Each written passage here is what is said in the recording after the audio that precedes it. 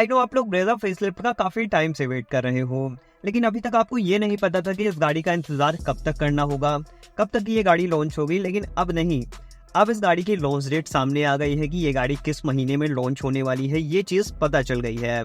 लेकिन उससे पहले जान लो कि कंपटीशन काफ़ी ज़्यादा बढ़ गया है। अगर मैं बात करूँ ब्रेजा की ही, जो करंट में ब्रेजा सेल हो रही है, अगर मैं फरवरी की सेलिंग की बात करूँ तो लगभग 17,000 यूनिट सेल हुई है। अब जनरली अगर किसी गाड़ी का फेसलिफ्ट आने वाला है तो उसकी सेल डाउन हो जाती है, मतलब ना के बराबर रह जाती है। लेकिन ब्रेजा के साथ ऐसा नहीं है। मारुति ब्रेजा को अभी भी काफी अच्छे यूनिट में सेल कर रही है। अब समझ में नहीं आता लोग इस गाड़ी को पसंद कर रहे हैं या डर रहे हैं कि कहीं मारुति फेसलिफ्ट के नाम पे ब्रेजा की धज्जी न उड़ा दे, उसको खराब न कर दे, जैसा आजकल सारी गाड़ियों के साथ चल रहा है। वेन्यू के, क्रेटा के, i20 के, सारी गाड़ियों के साथ चल रहा है, वहीं मारुति ब्रेजा के साथ न कर दे, इसलिए लोग ले रहे हैं। अब मुझे समझ में नहीं आता मारुति क्या कर रही है, स्टॉक क्लियर कर रही है या कोई और माजरा है। और दूसरी तरफ ब्रेजा फेसलिफ्ट की लॉन्च डेट भी सामने आने लगी है। जी हाँ, मई के अंदर इस गाड़ी को लॉन्च कर दिया जाएगा। मार्च चल रहा है, अप्रैल मई में इस गाड़ी को लॉन्च कर दिया जाएगा। मई के एंड तक या मिड तक समझ लीजिए कि लॉन्च हो ही जाएगी। बाकी ब्रेजा फेसलिफ्ट के अपडेट्स के बारे में बात करूँ तो ज़्यादा कुछ उम्मीद लेके मत बैठना कि इस गाड़ी में ज़्यादा कुछ अपडेट होगा। अगर मैं बताऊँ फ्रंट प्रोफाइल में आपको क्या अपडेट मिलने वाला है, तो फ्रंट में अगर आप देखोगे तो ग्रिल थोड़ी सी अपडेट हो जाएगी। अब ग्रिल थोड़ी सी बड़ी हो जाएगी, थोड़ी बल्कि बल्कि सी लगेगी। पतली मुझे अभी जो ग्रिल आती है वो नहीं पसंद आती। ग्रिल को थोड़ा सा अपडेट मांगता है तो ब्रेजा वो कर रही है। बाकी इसकी जो फॉग लैंप हाउसिंग है वो भी अपडेट हो जाएगी, क्योंकि बम्पर अपडेट होगा तो फॉग लैंप हाउसिंग तो अपडेट होगी ही। तीसरी चीज, अगर बम्पर अपडेट होगा तो नीचे की स्किड प्लेट भी थोड़ी सी अपडेट होगी। तो यही 3 डिफरेंस मिलने वाला है ब्रेजा की फ्रंट प्रोफाइल में। बाकी हेडलैम्प सेटअप सेम ही रहेगा, ग्लास सेम रहेगा, बोनट सेम रहेगा। तो मान लीजिए थोड़े मिनिमल से अपडेट होंगे, ज्यादा अपडेट्स नहीं होंगे इसके फ्रंट प्रोफाइल में। अब साइड प्रोफाइल की बात करें तो ये फेसलिफ्ट है और फेसलिफ्ट में जनरली साइड प्रोफाइल में ज्यादा अपडेट्स नहीं होते। मैं ब्रेजा की नहीं बात कर रहा हूँ, सारे फेसलिफ्ट का यही है। साइड प्रोफाइल में सिर्फ थोड़े बहुत चेंजेस होते हैं, एलॉय व्हील में अपडेट मिल जाएगा बस। और ब्रेजा में भी वही होने वाला है, साइड प्रोफाइल सेम डिट्टो अभी जैसी है वैसी रहने वाली है, बस आपको नया एलॉय व्हील डिजाइन देखने को मिल जाएगा, हो गया। टायर की साइज वगैरह ये भी सेम ही रहेगी, इसमें भी कोई डिफरेंस नहीं मिलेगा। सेम जो साइज अभी आपको मिलती है वही मिलेगी। एंड रियर प्रोफाइल की तरफ चलोगे तो यहाँ पे आपको एलईडी टेल लैंप का सेटअप तो मिलता ही है। बाकी अब हो सकता है थोड़ा बहुत अपडेट हो जाए टेल लैंप में। अभी भी ये प्रॉपर एलईडी सेटअप के साथ आता है, लेकिन आने वाले टाइम में हो सकता है फेसलिफ्ट में कनेक्टेड टेल लैंप का सेटअप मिल जाए। लेकिन अगर मारुति रेंज रोवर की डिजाइन को कॉपी करती है तो कनेक्टेड टेल लैंप सेटअप तो नहीं देने वाली। इसमें आपको नॉर्मल से टेल लैंप सेटअप मिलेंगे जो काफी बढ़िया लगते हैं। बाकी नीचे रियर बम्पर भी अपडेट होगा। अब फ्रंट बम्पर अपडेट हो रहा है तो रियर बम्पर भी तो अपडेट होगा। नीचे स्किड प्लेट अपडेट हो जाएगी। इसके अलावा एक्सटीरियर डिजाइन में और कुछ अपडेट नहीं होने वाला। जो मैंने आपको बताया मिनिमल से यही अपडेट्स मिलने वाले हैं एक्सटीरियर डिजाइन में। बाकी सारी चीजें सेम ही रहने वाली है जैसी अभी आती हैं। बाकी एक जो मेन अपडेट होने वाला है, इसमें मिलेगा अंडर बॉडी सीएनजी टैंक। जैसा हाल ही में हमने विक्टोरियस के अंदर देखा वो सक्सेस है अंडर बॉडी सीएनजी टैंक के साथ, तो अब आपको ब्रेजा के अंदर भी अंडर बॉडी सीएनजी टैंक मिलेगा। अब अगर इंटीरियर की बात करें तो इंटीरियर का जो ओवरऑल डिजाइन रहेगा वो भी सेम ही रहने वाला है, उसमें कोई अपडेट नहीं मिलेगा। एलिमेंट्स में थोड़े बहुत अपडेट्स मिल सकते हैं, जैसे इसकी जो प्लास्टिक पार्ट है उसमें थोड़ा सा नया ट्रीटमेंट मिल सकता है। कुछ जगहों पे पियानो ब्लैक फिनिश देखने को मिल जाएगी, कुछ जगहों पे आपको कार्बन फाइबर फिनिश देखने को मिल जाएगी। तो ऐसे ही छोटे मोटे अपडेट्स इंटीरियर में होंगे। बाकी जो प्लास्टिक क्वालिटी वगैरह है वो सेम ही रहेगी, फिट एंड फिनिश जो है वो सेम ही रहेगी, उसमें कोई भी डिफरेंस नहीं मिलेगा। बाकी बात करें कलर थीम के बारे में तो हाँ, कलर थीम भी थोड़ा अपडेट हो सकता है। इसके अलावा ज़्यादा कुछ एक्सपेक्ट मत करना कि इसमें ज़्यादा कुछ अपडेट होगा, सारी चीज़ें सेम ही रहने वाली हैं। बाकी जो मेन अपडेट होने वाला है इसके फीचर्स में होंगे। अभी आपको 7 इंच का इंफोटेनमेंट सिस्टम मिलता है जो मारुति का नॉर्मल सा आता है, सारी गाड़ियों में आता है, वही वाला देखने को मिलता है। लेकिन अब आपको ब्रेजा फेसलिफ्ट के अंदर 9 इंच का इंफोटेनमेंट सिस्टम देखने को मिलेगा, और या हो सकता है इसमें विक्टोरियस वाला 10.25 इंच का इंफोटेनमेंट सिस्टम देखने को मिल जाए। इसके अलावा जो दूसरा अपडेट होगा ये होगा इसके इंस्ट्रूमेंट क्लस्टर में।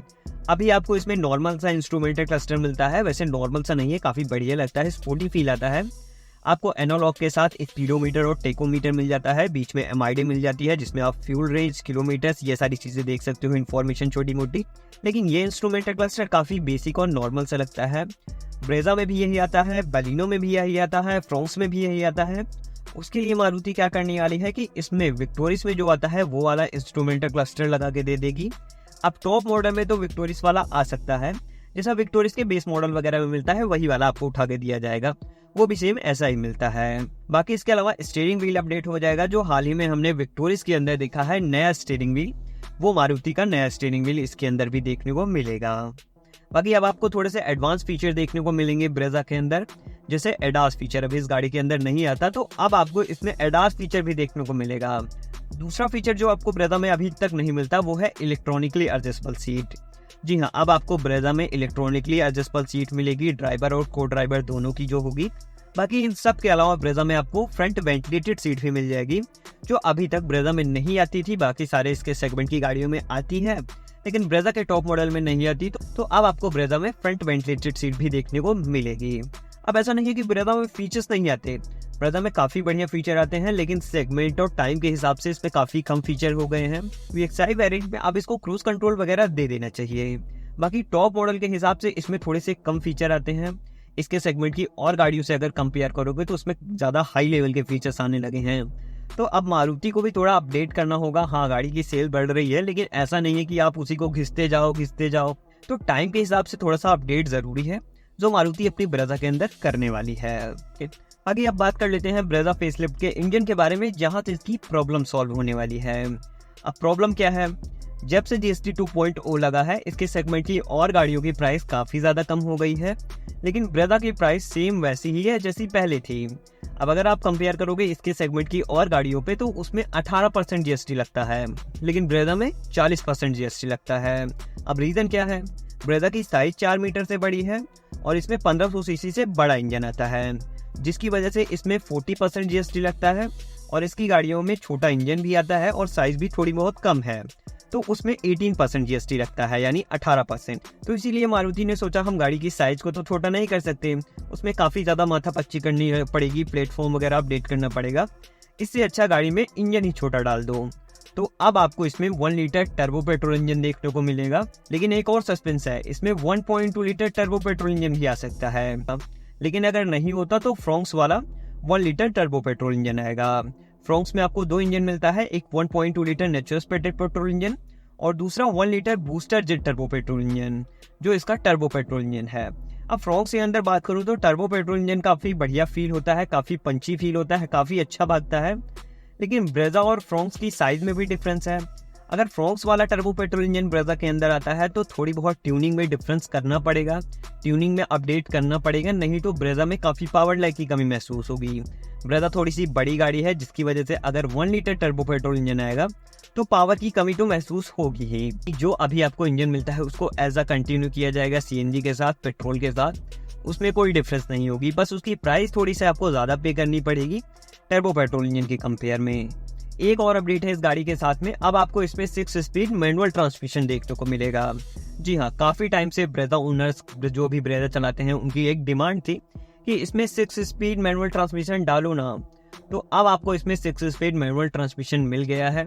ये चीज़ तो कंफर्म हो गई है कि 6 स्पीड मैनुअल ट्रांसमिशन तो आएगा ही। तो बस भाई, ब्रेजा फेसलिफ्ट के बारे में यही इन्फॉर्मेशन थी। मेन जो न्यूज़ थी इसके लॉन्च डेट के बारे में बताना था आपको कि मई में इसका लॉन्च डेट है। अभी तक लॉन्च डेट सामने नहीं है, लेकिन मंथ पता चल गया है कि ये मई के अंदर लॉन्च हो जाएगी। बाकी इसके अलावा और भी जो जानकारी थी ब्रेजा फेसलिफ्ट से रिलेटेड जो सामने आई थी, वो भी मैंने आपको बता दी। तो इस वीडियो में इतना ही था, इस वीडियो को एंड करते हैं। अगर वीडियो अच्छा लगा हो तो लाइक कर दीजिएगा, चैनल पर नए हो तो सब्सक्राइब कर दीजिएगा। मिलते हैं नेक्स्ट वीडियो में।